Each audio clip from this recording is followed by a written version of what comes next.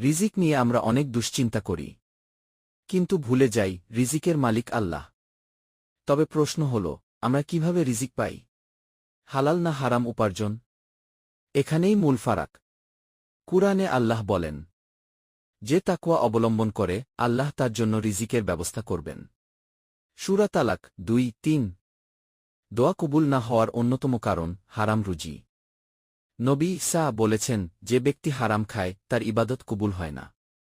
একজন সাহাবী ছিলেন যিনি অল্প ব্যবসা করতেন, কিন্তু বরকত ছিল প্রচুর। কারণ তিনি প্রতিটি পয়সা হালাল রাখতেন। আমরা যদি হালাল উপার্জনের পথে থাকি, তাহলে অল্প রিজিকেও শান্তি থাকবে, বরকত থাকবে, সুখ থাকবে। রিজিক সম্পর্কে কোরআনে যা বলা হয়েছে, জীবন ধারণ ও সুস্থ স্বাভাবিকভাবে বেঁচে থাকার জন্য রিজিকের গুরুত্ব অপরিসীম। আল্লাহ তায়ালা মানুষকে হালাল উপায়ে রিজিক অন্বেষণের নির্দেশ দিয়েছেন। পবিত্র কোরআনে বর্ণিত হয়েছে, অতঃপর যখন জুমার নামাজ শেষ হয়ে যাবে তখন তোমরা পৃথিবীতে ছড়িয়ে পড়ো এবং আল্লাহর অনুগ্রহ তালাশ কর এবং আল্লাহকে বেশি বেশি স্মরণ কর। সূরা জুমুয়াহ আয়াত 1-0।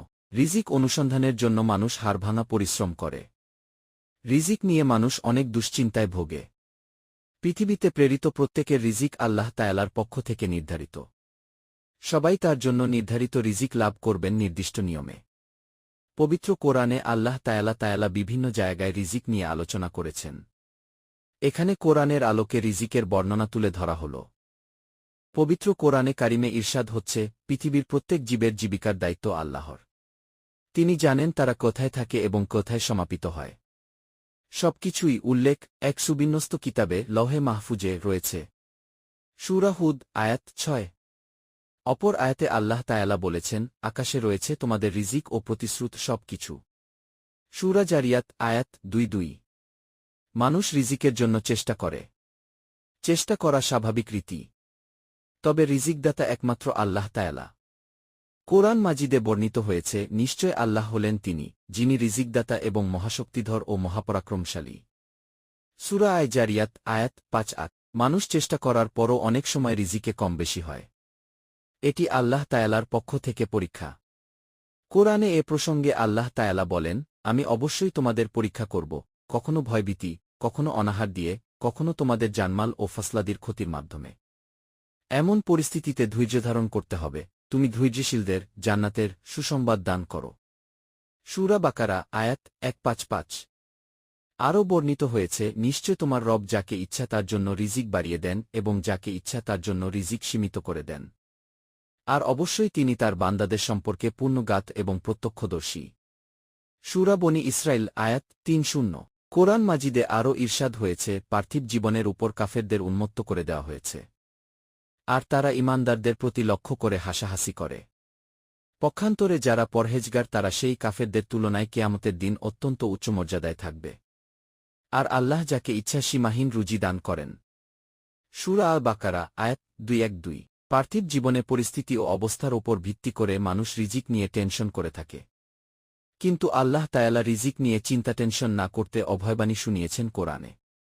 বর্ণিত হয়েছে, এবং তিনি তাকে এমন জায়গা থেকে রিজিক দান করেন যার উৎস সম্পর্কে তার কোনো ধারণাই নেই। যে ব্যক্তি আল্লাহর ওপর ভরসা করে তিনিই তার জন্য যথেষ্ট। সূরা আত-তালাক আয়াত 3। আল্লাহ আরও বলেন, এমন কে আছে যে তোমাদের রিজিক দান করবে, যদি তিনি তার রিজিক বন্ধ করে দেন?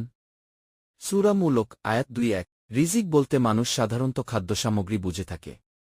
কিন্তু রিজিক মানে শুধু খাদ্যসামগ্রী আর সম্পদ নয়, বরং জীবনোপকরণের সব কিছু। আবার আল্লাহ সবাইকে সমানভাবে রিজিক দান করেন না। তিনি বলেন, যদি আল্লাহ তায়ালা তার সব বান্দাদের প্রচুর রিজিক দান করতেন, তাহলে তারা পৃথিবীতে বিপর্যয় সৃষ্টি করত। বরং তিনি যে পরিমাণ চান তার জন্য ততটুকুই রিজিক নাজল করেন। সূরা শুআরা আয়াত 2-7। রিজিকের জন্য মানুষকে চেষ্টা করতে হবে। তবে চেষ্টার সঙ্গে সঙ্গে আল্লাহ তায়ালার ওপর ভরসাও রাখতে হবে। কারণ সবাই তার নির্ধারিত রিজিক অবশ্যই পাবে।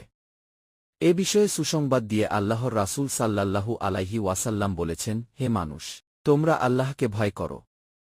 ধনসম্পদ সংগ্রহে উত্তম পন্থা অবলম্বন করো।